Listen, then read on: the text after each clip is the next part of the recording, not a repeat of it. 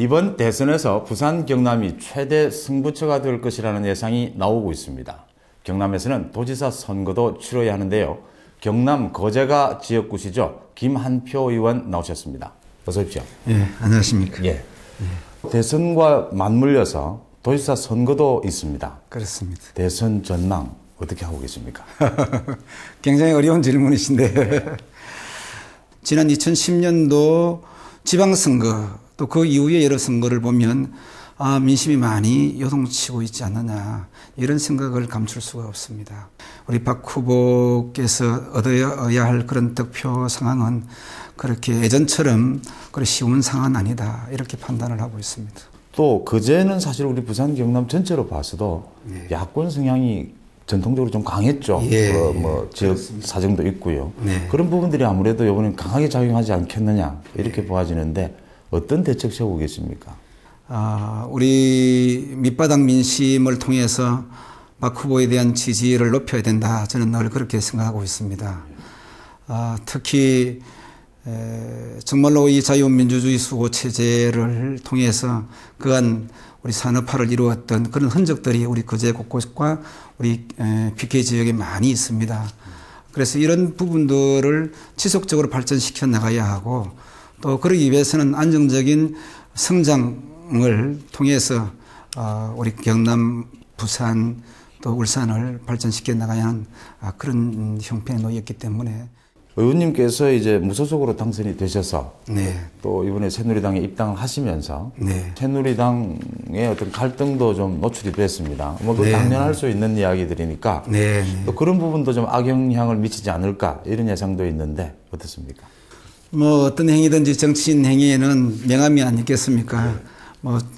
플러스 되는 면도 있고 마이너스 되는 면이 있을 텐데 마이너스 되는 보다도 플러스 되는 면이 훨씬 많으면은 그게 득표에 도움이 안 되겠느냐 이런 생각을 하고 있습니다. 또 하나 이번 대선 우리 경남 얘기를 좀 하면요. 도지사 선거하고 맞물려 있습니다. 홍준표 후보가 그 도청 이전 공약을 해서 이제 좀 논란이 되고 있는데 사실은 거제 입장에서는 조금 객관적일 수 있어요. 도청 이전 부분 어떻게 보고 계십니까?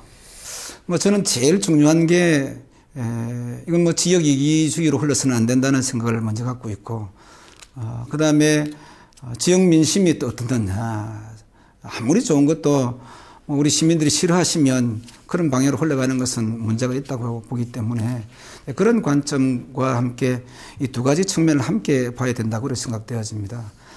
홍준표 후보께서는 아마 창원 옛날 그 역과 또 그 주변을 아우르는 한 50만 평 되는 그 부지에다가 아마 역세권 새로운 개발을 통해서 창원에다가 새로운 경제 활력도 불어넣고 또 도심을 발전시키려고 하는 그런 생각을 가지고 계시고 또 조금 소외됐던 마산 지역의 새로운 청사를 이전함으로 해서 또 그 지역에 또 새로운 발전을 가져오겠다. 그런 보관으로 아마 한 2년 안에 행정적인 절차를 마치고 또 이어서 한 2년 안에 이전 절차까지 완료하시겠다. 그런 보관을 갖고 계시는데 아무튼 이 부분은 후보 갖고 있는 생각을 잘 전달하고 또 이런 부분이 우리 공청회라든지 아니면 다른 그 여론 수렴 과정을 거쳐서 그렇게 결정하는 것이 저는 좋겠다 이런 생각을 갖고 있습니다.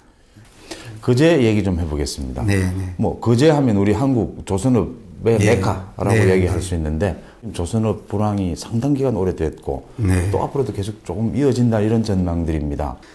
제가 지식경제위원회 상임위 소속인데 제가 각종 질의나 국정감사나 또 특별히 우리 예결산 그 종합질의할 때 제가 입에 달고 다니는 항목들이 조선해양 플랜트 산업에 대한 지원 정책 이런 부분들입니다.